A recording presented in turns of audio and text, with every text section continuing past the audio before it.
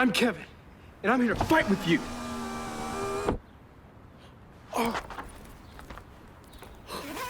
I'm sorry. I didn't know the Red Ranger was a girl. I mean, if you were a guy, I wouldn't mind showing my chest to you. Welcome, my friends, to Power Rangers Samurai. Go, Power Rangers! Well, we finally reached this point, my friends. We have now reached the point where I am doing History of Power Rangers on a season that was made while I was working on History of Power Rangers. Hell, I even gave my thoughts on it at the time in a previous installment as the series was happening. My thoughts since then, well, they've changed a bit, but that's what time and reflection will do. The same thing seems to have happened for a lot of fans, reevaluation of the series after something that is perceived as worse has come along. I think part of the problem with the series and how fans viewed comes from the absence of Power Rangers material, the general perception that the earlier Saban seasons were better than Disney seasons, but also that the previous real season of the show, RPM, was such a creative success despite all the behind-the-scenes tumult. Thus, when it was announced that Saban had reacquired the series and was making a significant effort in relaunching it on Nickelodeon, it was seen as, the dark times are over, our true savior has returned! Even though, as I hope I've illustrated in previous installments, there was just as much good during the Disney years as bad. This is what happens with a long-running television series. Not everything is going to be great. And like so many series that have come before this, the new season had a lot of things working against it. The first, of course, was the Sentai. It was believed by many fans that Shinkenger, this particular Sentai, would actually be skipped over if it was acquired, since Shinkenger is heavily ingrained in Japanese culture and history. Not just the samurai stuff, but iconography, calligraphy, societal expectations, and ethos. It's almost like once Power Rangers officially ended, Toei went, whew, don't have to worry about those Americans anymore, let's make something all about us for a change. It was almost daring America to adapt it. And they did. Except there was a bit of a problem there. See, television shows do not happen overnight, unless you're South Park, but that's the exception. It takes time to develop a series, cast people, write scripts, produce said scripts, filming, editing, get approval by censors, and that's not even getting into all the varied individual steps of each of those parts of the process. Speaking of, some previous creative alumni were asked to come back for one reason or another. This includes Amit Baumick, who wrote a proposal for the series about a team of international rangers defending Stone Canyon, Angel Grow's often mentioned rival city. What's more, I've read that Judd Lin was apparently approached to write for the series again, but declined since he preferred a working relationship where he was more actively involved in lots of the production other than just writing. As always, I get this information secondhand, although Amit has posted his proposal online, so I can't say for certain about the accuracy of some of this stuff. However, it goes to show that the series was having difficulty in getting itself creatively off the ground, particularly because of the turnaround time. The series was apparently bought and rushed into production within 6 months, as opposed to a year so it could premiere at the beginning of 2011. It shows. Look, I'm not gonna lie to you guys, Samurai is not a good series. Its big problem is in its writing. The acting is not great overall, but frankly, even really talented actors would struggle with dialogue like this. And the reason that the writing is so terrible is that in a lot of places, it's a note-for-note translation of the Sentai. There are several episodes where it's pretty clear that they just ran the script through a translator and adjusted a few words, but otherwise it sounds like something that was originally in Japanese and made much more sense in Japanese. I suppose that's one way of solving the cultural barrier issues with a Sentai like Shinkenger, but it's difficult to start your big relaunch of the show like that, and believe you me, there was a lot of promotion for both this and Megaforce, particularly due to the 20th anniversary fast approaching, although that's something we'll get into next time. As I've stated before, I am not interested in the Sentai, so I rely upon others who have said that a lot of Samurai is a note-for-note translation of it, but I'm not going to judge it by that standard, simply by how it's presented before us, even though the dialogue is sometimes plainly obvious in its translation. For now, let's just get started with Samurai. For reasons that utterly baffle me, when Nickelodeon premiered the show, they did not premiere the first episode. They premiered the third episode called The Team Unites, which sounds like a first episode, except the plot of the episode is not about the team uniting, but a Green Ranger-focused episode. Indeed, the actual first episodes of the show do not come until the end of the season. I've heard Nickelodeon does this sometimes, but why? You're gonna confuse people by doing that, especially if it turns out the show is serialized. I thought long and hard about whether I would just start from the premiere or go with the real first episode, and we're going with the real one. The DVD lists the first episodes properly, and we will not honor stupidity. So let's get things going with the origins for our team in, Origins. This is gonna be SPD with the titles all over again, isn't it? We open in the city of... City. There's also an opening explanation for the premise of the show, much like the ones in Ninja Storm, RPM, and a few other seasons, but we'll skip that. A little kid is trying to find his friends, who seem to have vanished, and we never get resolution on that, which leads me to believe something much darker happened to them, particularly with the next line of dialogue. A gap is an entrance and exit between the netherworld and ours. Do not peek in, for on the other side is the home of the evil Nylok. Before this kid can find out what happened to his friends, the foot soldiers are attacked by CGI. We'll later learn this is called a folding Zord, which, like the old Generation 1 Transformers, can pretty much grow massively in size in its robot mode despite normally fitting in the palm of your hand. And thus we're introduced to our Red Ranger. This is the 18th leader of the Samurai Power Rangers. You have two choices. Retreat now, or become rust on his blade. Don't bother. I don't want them to retreat. For an opening sequence, this is badass. It's got mystery and terror for the little kids, but also a really cool entrance and introduction to our main hero. If this had been the introduction we were given, I think people would have had a lot more optimism about the series, particularly since it also uses the theme song to great effect during the battle. Oh yeah, let's talk about the theme song. An unintended side effect of showing the series out of order like they did is that the theme song for the first 2 episodes is the version from the end of the first season, meaning it shows the 6th Ranger as part of the team, despite him not entering until the usual spot, kinda ruining the surprise a bit. You'd think they'd correct this for the DVD, but nope! Thanks for showing how much you care, Lionsgate. And yes, for some reason, despite the prior 17 seasons being conveniently available in awesome sets put together by Shout Factory, Lionsgate handled these ones, at first releasing them in sets of 4 episodes to a DVD, in multiple boxes, meaning I do have the entire first season of Samurai on DVD, except it takes up the equivalent of 5 movies on my shelf. Super Samurai was actually released the same way, individually, although later on both seasons were released in a larger case, although stacked haphazardly in a single row. At least they put more episodes on per disc than the full first season box, which still has 5 discs. I know it's a minor point to harp on in the grand scheme of things, but I guess it just bugs me because Shout Factory's DVDs are just so damn good by comparison, with nice interiors and all the discs separated in like 8 to 10 episodes per disc. Then again, I just really like Shout Factory, and how could you not when they worked so damn hard to restore as much of the music as they could to WKRP in Cincinnati, though that's neither here nor there. But yeah, the theme song. It's a remix / cover of Go-Go Power Rangers, replacing the end with Rangers Together, Samurai Forever, which I'm okay with, since it goes with the season. Go, go, Power Rangers! Go, go, Power Rangers! It's a welcome change to have the music back after so long, even getting a new underscore version of it for fight scenes and morphing sequences. The singer isn't as good as Ron Wasserman's original, but I'll take it.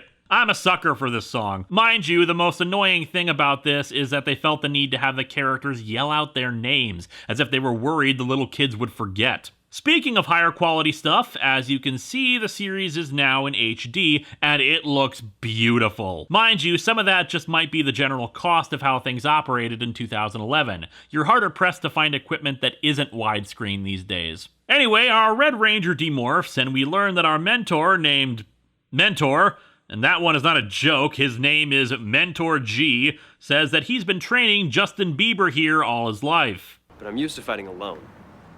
I don't want to put anyone else in danger. The Nylok attacks are escalating.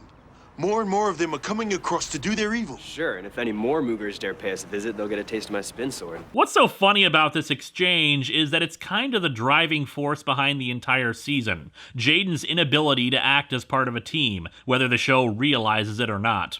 Teams of samurai, have battled this evil for centuries. What's interesting to me, at least, is that this series pretty much confirms something that was already either heavily implied or at least never outright stated. That there were Power Rangers before the Mighty Morphin era. Oh, sure, there are the Wild West Rangers that Kimberly helped invent, but then you have stuff like the Shogun Zords or various other ancient devices, weapons, and Zords that have been buried on Earth for hundreds, if not thousands of years. Basically, there's an entire legacy of Rangers that has extended into the past. Maybe they were all Samurai Rangers. Maybe they had their own themes going for them, but they existed and were present. The Mighty Morphin team was simply the first to be publicly documented. If other records existed of those teams, they could have been lost to history, taken away and classified by governments and other powerful organizations, or simply that the time travel crap that's happened on the show, particularly during Time Force, screwed around with history enough that they were mostly erased or the knowledge of them lost. Boy, wouldn't that be something fun to explore and talk about? Perhaps for some kind of anniversary season!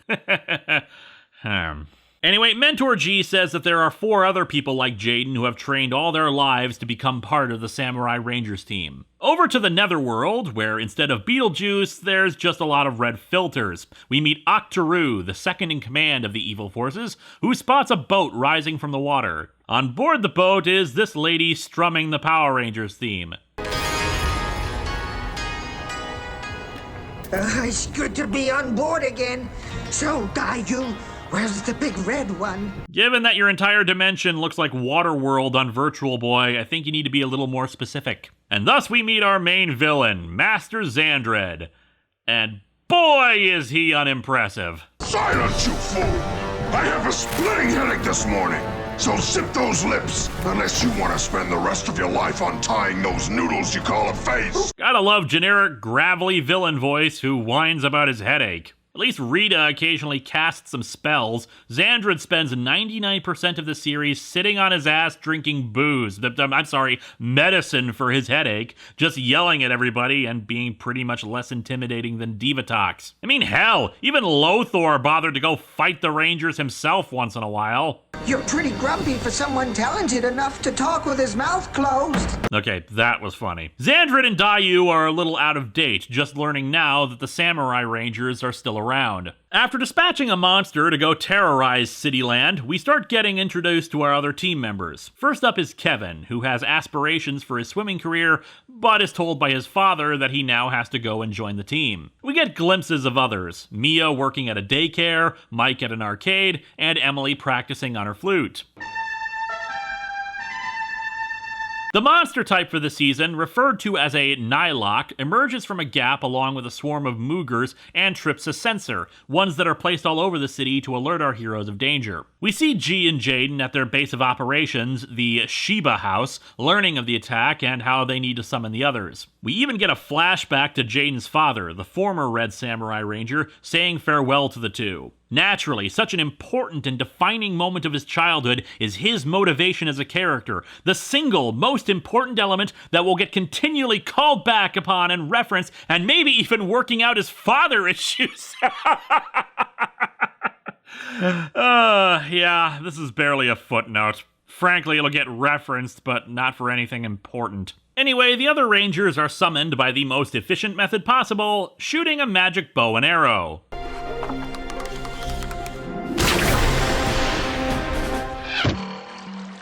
Message for you, son.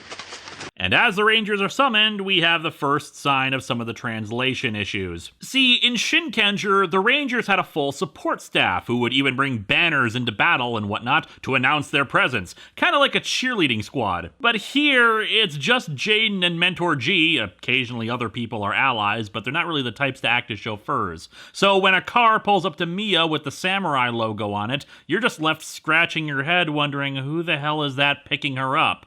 I don't know, maybe it's one of her family members. Might also be previous Rangers, given what we see next season, but as par for the course with these seasons, it's never explained. The Morphers, called Samurizers, are still cell phones, which bugs me, but what especially bugs me is that they've been modified from the Sentai. Normally I'd prefer that, but the method of alteration is what's annoying. There's supposed to be a calligraphy brush on the end of them, since a major factor in the series is the symbol power, i.e. using techno magic. You could just say magic, but then why are they cell cell phones, to fashion solid objects with the magical calligraphy. But the calligraphy brushes were removed despite them still using the same concept. Yeah, I don't get it either. Anyway, as you saw in the teaser, the Rangers start meeting each other. Although I really have to laugh at that "I never realized the Red Ranger was a girl" thing. Could have just been a joke, could have been clever foreshadowing, although I doubt it. He gives them the big speech. Let me warn you now. If you follow me, there is no turning back. Do not accept because you were trained to do so. Accept only if you are willing to commit and fight as Samurai Power Rangers with all your heart. We'll get back to this. So with the attack underway, clearly they need to speed over to deal with it. Or change clothes into their training uniforms. That works too. Go, go, Samurai!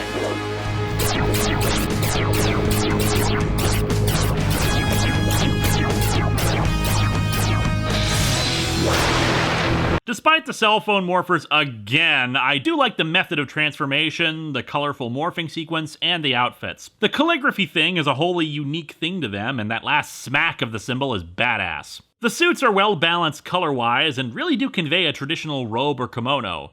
Really, the only thing missing for a samurai series would be the armor, which is oddly enough really only an American thing, but we'll get to that. Speaking of American-only things, the puns. Oh dear lord, this is a series where people need to shut the hell up. Jaden didn't need to consistently be throwing out jokes and puns during the earlier fight scene, and it was friggin' awesome. So why do they feel the need to put them in here? Hell, I wouldn't even mind if this built to something, like Jaden's insecurities as a leader. You know, like if he said, "We need to be serious and not be such a tight ass," but nope, it's just puns and jokes for the sake of puns and jokes. Again, this is something I'll get into more with Megaforce than this one, but the attitude that they take with this season is, well, we need to recapture the spirit of Mighty Morphin to try to hit that same zeitgeist, without realizing that things have changed. It's even more bizarre given Jonathan Zacher is back as showrunner. While the guy has his problems, he did direct a lot of notable episodes of Power Rangers and served as producer for several story-heavy seasons, yet the ones he produced under this Neo-Saban era feel like regressions. Although that could possibly be attributed to being out of the director's chair for a while. If IMDb is to be believed, his significant contributions after Power Rangers were as a producer on a TV movie about Arnold Schwarzenegger, 2 direct-to-video horror movies, and executive producer on a thriller called The Echelon Conspiracy. All of which are a bit far and away from overseeing a show about multicolored superheroes hitting rubber-suited monsters, who are also following historical Japanese feudalistic customs for some reason, so I think we can forgive some regrowing pains. Anyway, Jane says they can defeat the Moogers together, and then proceeds to do most of it himself by making his sword turn giant-sized. Teamwork! I should also note another element of the weapons tech for this season, the spin discs. Aside from being incorporated into their weapons, the discs can unlock other capabilities of their weapons, if not new weapons altogether. However, the battle's not over after they defeat the Nihilok. This time, them turning giant-sized is just a built-in feature. Each Nihilok has 2 forms. You saw the first. Now get set for the Mega Monster. Using their symbol magic, they can transform their folding Zords into, well, actual Zords. But for some reason, doing so also upgrades them all into Mega Mode, which I should explain. As I said last time, Bandai was going ahead with a toy line whether there was a show to promote it or not. In 2010, there was the reversioned Mighty Morphin Power Rangers that helped promote a new toy line of it there, but they had apparently already begun working on the Samurai toy line before the show had been confirmed as happening. In fact, there are early in-production images featuring the original Mighty Morphin actors' head sculpts in the Samurai toy line for the figures that flipped their heads into the helmeted form. However, they were also constructing the Mega Mode figures as a kind of powered-up form in the toy line. Saban apparently was also already planning on refilming the cockpit scenes, ostensibly for being too Japanese or something. I don't know, I never watched Shinkenger. So they decided to promote the toys anyway by creating the Mega Mode suits in the flesh for the new cockpit stuff. And frankly, I love the Mega Mode suits. They actually feel like a natural extension of the powers, especially since it gives them proper samurai armor. And let's face it, it's sure as hell better than glitter. The only disappointment is that we never see the Mega Mode suits outside of the cockpit sequences. Amusingly enough, as part of the folding Zords concept, their spin swords get upgraded and can, in turn, be folded up to serve as the control joystick of the Zord. Samurai Rangers, victory is ours. Despite Origins being billed as a two-parter, it really isn't. Part 2 just introduces the Samurai Megazord and its massive helmets, outlines some supposed character development for the others, but also features the return of the true heroes of the franchise.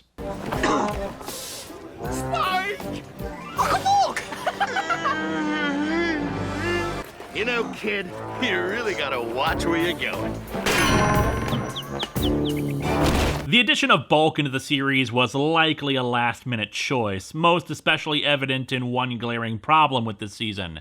They don't interact with the other Rangers. There are some exceptions to that, which I will talk about later, but a lot of the editing points out that they were rarely on set together. Clearly, Bulk was brought back for comedic effect, not sure why they didn't bring both Bulk and Skull together, and possibly to bring back lapsed viewers, but otherwise, their inclusion makes very little sense when they rarely, if ever, do anything with the Rangers. There was speculation that there were plans to adapt certain Sentai plots with Bulk, including a brown Shinkenger thing that didn't get adapted, or Spike becoming the Gold Ranger, but nothing solid is confirmed. And yes, Spike is Skull's son, with rumors being that he eventually hooked up with Kimberly, but again, unsubstantiated, and difficult to accept given the respective personalities, even with Bulk and Skull's character growth. But yes, like the seasons of old, I actually found Bulk and Spike the highlight of the season, even if the shtick doesn't have quite the same perfection that it did in the old days. We'll be looking over their characters more at the end, but here's the deal. And what I'm gonna do is train you to become a samurai. I'm an expert in the field of samuraiology. I have a bit of history with the Power Rangers. Did I ever tell you about the time we enslaved 2 amnesiac monsters and yet they didn't murder us when they got their memories back? The goal of the villains is also revealed in more detail. They want to flood the Earth with the Sanzu River, which flows in their realm. The gaps between dimensions are already there, but they need to get all that red water from one universe to the next. The way to do that is by making humans cry. Somehow, the tears of humans mystically transform into water in the Sanzu River. The monster attacks are designed to create enough despair and tears in humanity to flood the river and allow them to openly invade. Otherwise, Nilox can't sustain themselves on Earth without the waters of the Sanzu River. They dry up. One thing of note that's a bit more subtle that I picked up on was the villain music of the season. If the dialogue is a bit more low-key, you can hear shades of the original music used during the first season for Rita's Palace. Hell, they even created an updated version of the Bulk and Skull music. I prefer the original in that regard, but it's still enjoyable. Origins is basic. We learn things about our main characters, supposedly setting up arcs for them, but they're not really all that important in the grand scheme of things. There's a bit of grandiosity to what they're doing, I'll admit, but that's standard by this point for the show. It does a lot of things right for how a season should be started, except for a lot of people, particularly the kids, it's not the start of the show because some idiot decided to show the 3rd episode first! However, if this had been the actual start, it would have been pretty interesting to see where things went. The villains are boring to begin with, not even hinting at some of the stuff that would come later, but there are definitely a lot of unique ideas present. Rangers together, samurai forever!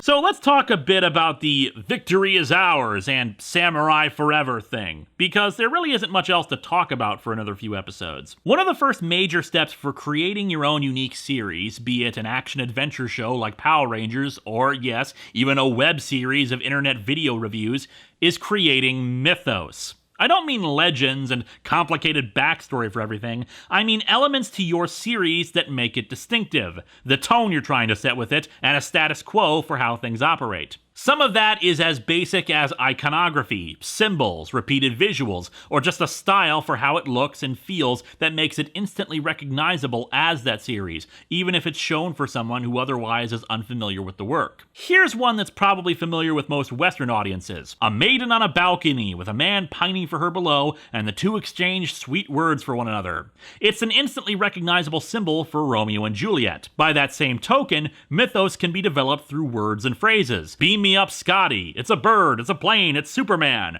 Martini. Shaken, not stirred. These are all examples of phrases associated with a franchise that enter the popular lexicon and are instantly recognizable in their origins. It helps make a series more memorable in the minds of the audience. Power Rangers has several. Go-Go Power Rangers, words like Megazord and Morpher, and that's why the repetition in particular here. The Neo-Saban era is all about trying to reinvent Power Rangers for a new audience, to strike that same chord again for people who have never heard of this stuff before. Much like how RPM sought to capture the imaginations of younger viewers with post-apocalyptic imagery they wouldn't normally be familiar with, or entice older viewers with seeing in what ways that familiar iconography is played with, Samurai is trying to create new mythos for a new audience. It can get annoying for some because it seems like other seasons blended it in differently, but it was still there. To quote the Plinkett reviews and one of its own form of mythos, you might not have noticed it, but your brain did. As with all seasons, power-ups and new weapons are acquired. First up is in an episode called Day Off,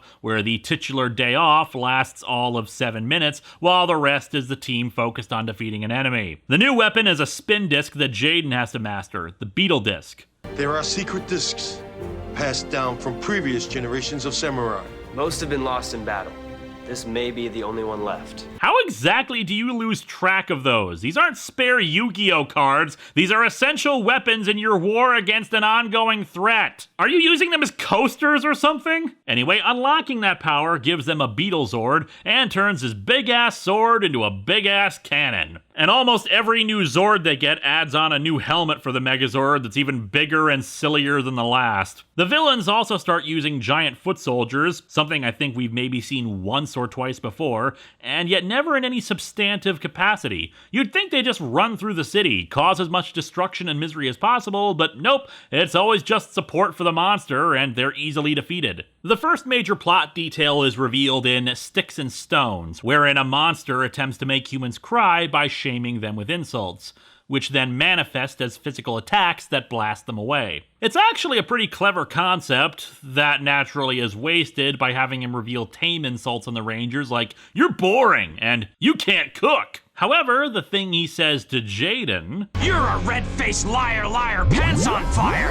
You've got a secret. More on that much later. Less later, a whole 2 episodes in fact, they get another Zord, the Swordfish Zord, which naturally is done in the most logical manner possible, by having Kevin trying to catch it with a fishing line with the aid of a random fisherman who apparently made a lot more sense in the Sentai.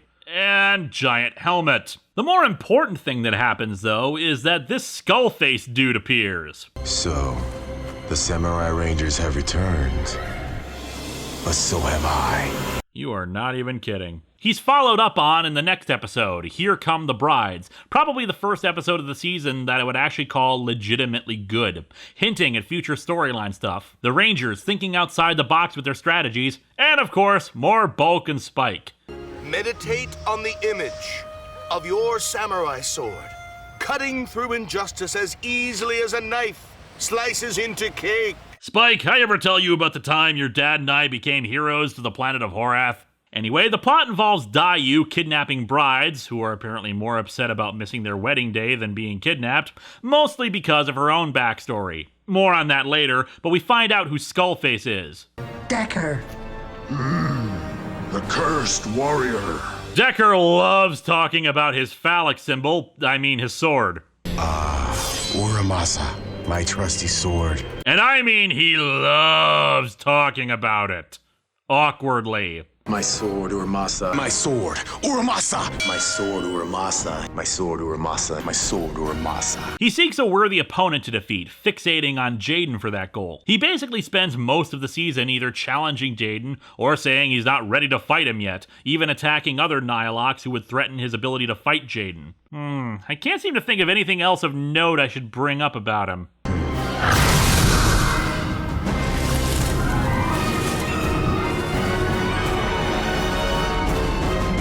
Oh, hi Cole. How's that whole veterinarian thing going? Yeah, okay, he's not Cole in this. I haven't really been bringing this up, but Power Rangers actually reuses actors pretty often, particularly the New Zealand ones. I don't know if that's because New Zealand's acting pool is smaller or if they just prefer working with people they're familiar with, but for whatever reason, actors reappear when you least expect it. From this season alone, we've got Rick Medina, who was Cole and is now playing Deker, and Renee Naufahu is Mentor G, but he also played Grum in SPD. Hell, in Jungle Fury, the Spirit Master Gwyn Wynn was played by Michelle Langstone, who played Kat in SPD. Camille in Jungle Fury was also Lily in Mystic Force. I didn't recognize her at all until it was pointed out to me. Hell, speaking of Mystic Force, Phineas was Boom in SPD and did multiple voice roles throughout the franchise, including Flit in Jungle Fury and Norg in Overdrive. Dude's versatile is what I'm saying. Hell, all of these actors are versatile. It's why it's even more confusing when Megaforce comes up, but that's for next time. So another 2 episodes after the Swordfish Zord, they get another one, a Tiger Zord. And nothing interesting to say there. Say, Deker, you got any insight? If I can't finally fight a worthy opponent and bring him to his knees,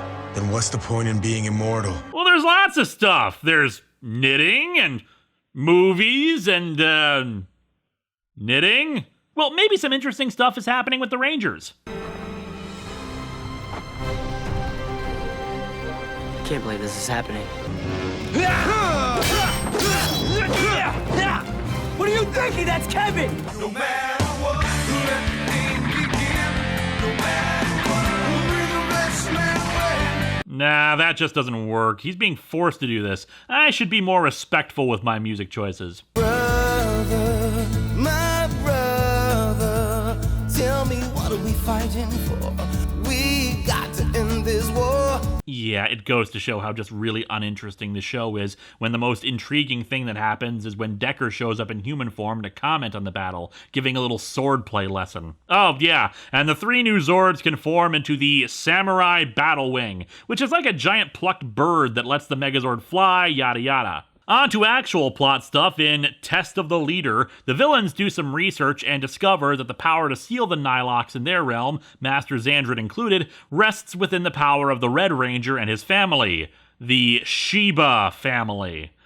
Okay, a lot of people have pointed out that it's odd that Jaden, a white guy, has a Japanese last name, but honestly, one of his descendants could have been adopted into the family or married into it. Really, the annoying thing is why the hell they didn't just cast someone Japanese as the Red Ranger. They've already got all the Japanese trappings anyway, so why not just go for it? Especially since an Asian Red Ranger is still something that hasn't happened in Power Rangers in 20 years! Anyway, Xandred, in his anger, unleashes a horde of Moogers to Earth, where naturally Bulk is quizzing Spike about their samurai code. Spike, I ever tell you about the time your dad and I got transformed into chimpanzees? Actually, the plot stuff that happens here is that Mia rescues Spike and thus he gets a crush on her.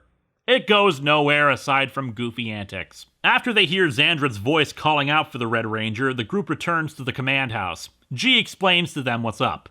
There is a secret symbol that can create a seal. The previous Red Ranger used it to imprison Master Xandred. That symbol is how Jaden's father was able to seal Xandred away last time. The problem is that the symbol spell requires incredible amounts of powers and training, so much so that, as is obvious, Jaden's father was unsuccessful in permanently sealing away the Nilox. The other Rangers decide that they have to dedicate themselves to protecting Jaden, though he orders them not to. Now, there is a legitimate reason why he's feeling this way, and it's not out of just friendship, but that's something to talk about later. Instead, it's time for our 6th Ranger to enter the picture. And I'll give it this, it's a unique approach. He first appears in Unexpected Arrival. Finally, I have arrived!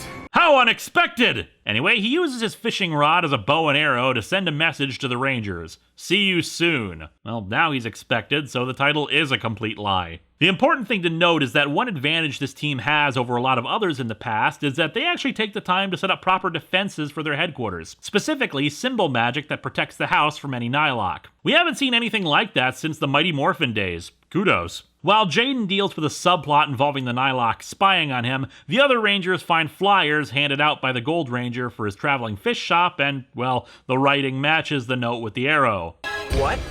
You're... Uh-oh. No! You're gonna ruin my big moment! The Rangers get their asses kicked by the subplot, but fortunately they are saved by anchovies. Now this is a big moment. Man, this is gonna be so golden. Now let's do this. What? Samurai Morpher! Gold power! Ha!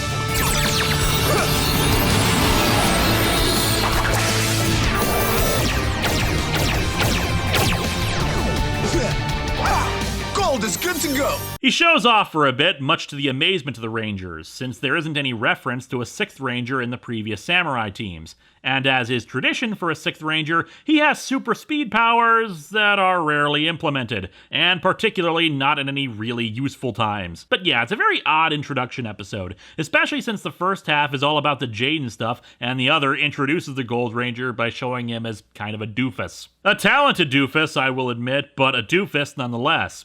As for his outfit, it's fine, just a shinier version of the regular outfit, and dark blue in place of black. Blazing strike! Excelente! Yeah, about that excelente. His catchphrase in the series will become Fantastico, because they need to hammer it into the audience that he's Latino. Except he isn't Latino. His actor, Steven Skyler, is Thai. Whoops. And yes, his Latinoisms sound every bit as forced as you would imagine. But let's forget about that. His Zord is the Octozord, and he even has a pretty awesome Mega Mode. It kind of resembles the Zeo Gold Ranger, just shinier and more metallic. So who is this guy? His name is Antonio, and he's a childhood friend of Jaden's, as we see in these hilariously awfully acted flashbacks. I mean, child actors are hit or miss, but Power Rangers is usually pretty good about finding decent ones. Hell, in Samurai in previous episodes, there were some decent ones.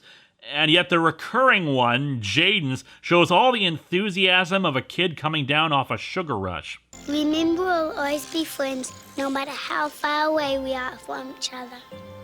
All right, I'll keep training, and when you become Red Ranger, I'll come back and be a samurai too, okay? Okay. And now enjoy this very homoerotic reunion. Can't believe it's really you. Believe it, baby, I'm back! And I'm ready for some action.